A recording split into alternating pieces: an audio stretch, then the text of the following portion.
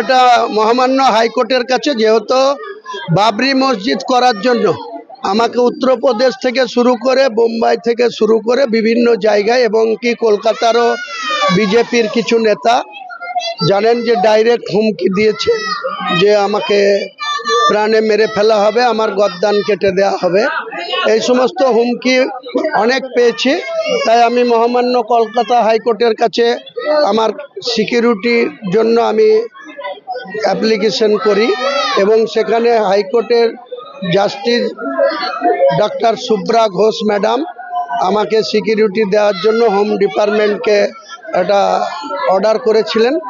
আমি হোম ডিপার্টমেন্টের কাছে সেই অর্ডারের কপি দিয়ে 1 মাস আগে অ্যাপ্লিকেশন করেছিলাম হোম ডিপার্টমেন্টকে।